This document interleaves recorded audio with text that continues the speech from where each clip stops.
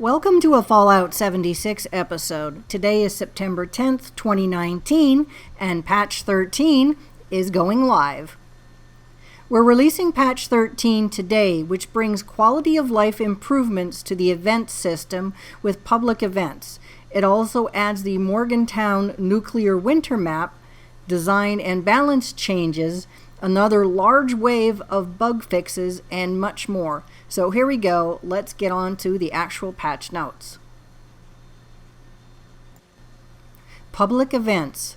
Select events are now public events and have received quality of life improvements, including free fast travel, no more drop junk on death in adventure mode, additional details on the map, and more. Design and balance updates. This is amazing. Energy weapons now benefit from armor penetration. We've increased Vault 94 mission XP rewards. The Purveyor has a few new legendary weapons in her arsenal, and we've added a small backpack amongst other changes. Again, Nuclear Winter has a new map from Morgantown, and global matchmaking, and new limited time awards in Nuclear Winter. Please note, as part of today's maintenance, we have deployed a fix for the power armor system that will unstack chassis that were never meant to stack. This issue will affect approximately 9% of characters. With this change, some players may notice the following upon initial login after the patch.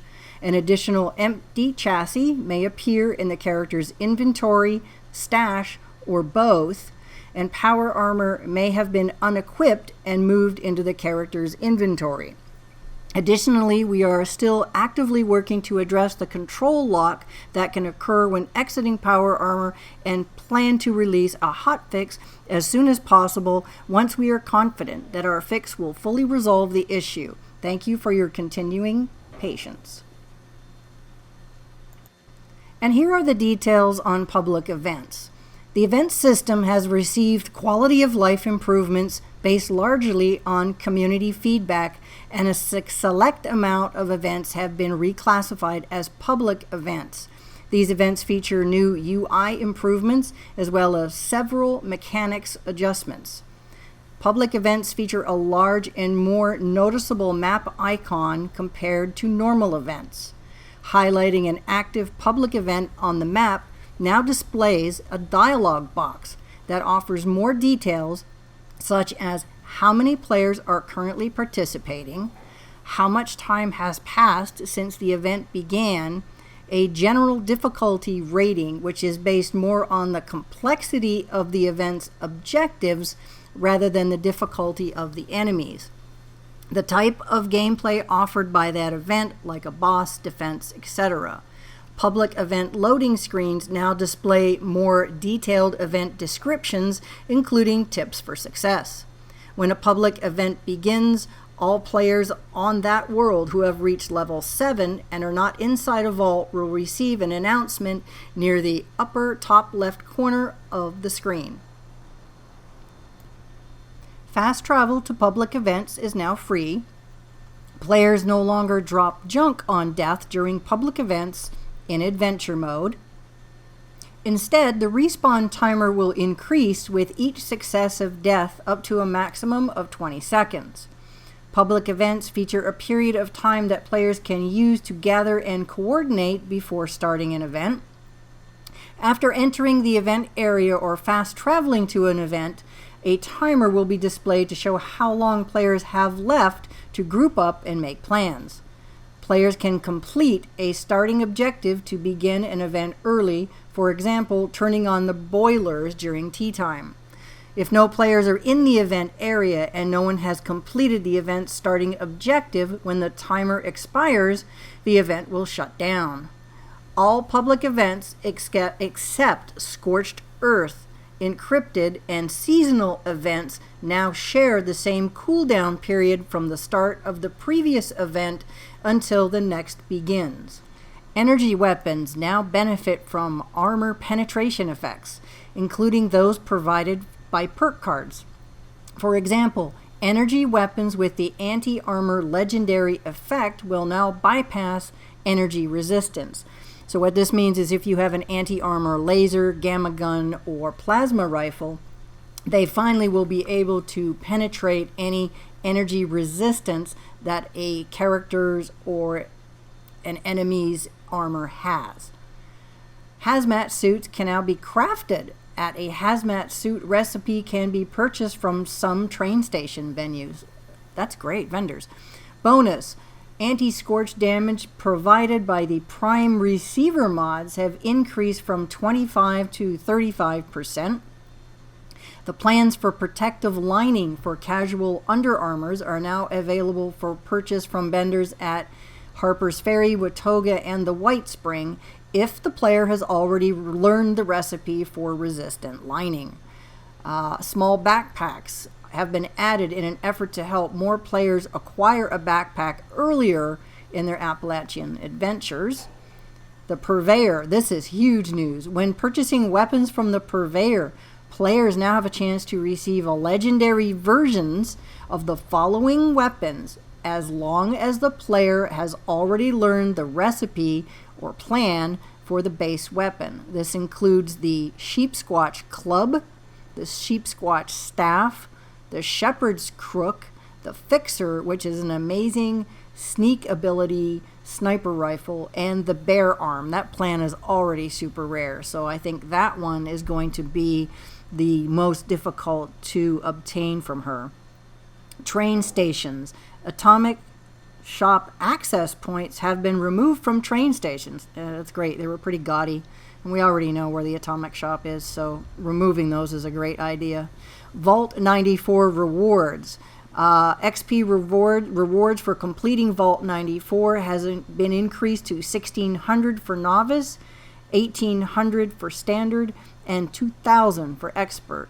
Additionally, the expert mid-quest XP reward has been increased to 1,000, and the drill has been removed as a possible legendary item when completing a Vault 94 mission.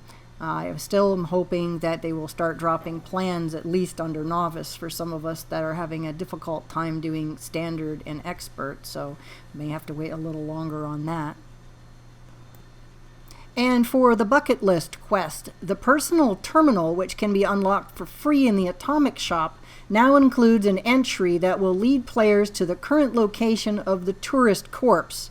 This quality of life improvement will help players more easily begin the bucket list quest and obtain a ProSnap Deluxe camera. And at the Atomic Shop, there are several new items. A Collectron Station.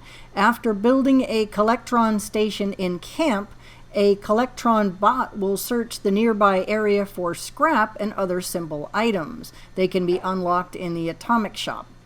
Refrigerators. After building a refrigerator in camp, players can assign food and drink items to it from the stash to slow the spoilage rate by 50%. There are several new and exciting things in the Atomic Shop. I'm really excited about these. The Collectron Station. After building a Collectron Station in camp, a Collectron bot will search the nearby area for scrap and other simple items. These can be unlocked in the Atomic Shop, along with refrigerators. You can assign food and drink items to it from the stash to slow their spoilage rate by 50%. There are also new wallpapers that can be used to apply a variety of wallpaper to walls in the player's camp, and they also can be unlocked in the Atomic Shop. If you already own the white picket fence set, you can now build alternate versions that snap together. Crafting menus. Weapon and armor workbenches finally will now display the number of mods the player has unlocked so far for a given item, as well as the total number of mods available for that item. That's fantastic. And players will now receive a stash is full message when attempting to assign items from their inventory to objects like vending machines or display cases while the stash is full. And briefly, a little bit more information on the new nuclear winter map, Morgantown. Zax has decided that the Vault 51 Overseer process needs a change of scenery. A new Morgantown map for nuclear winter is now available for play. Morgantown features lots of opportunities for urban combat and some of the highest peaks in Appalachia, giving candidates a diverse battlefield to master.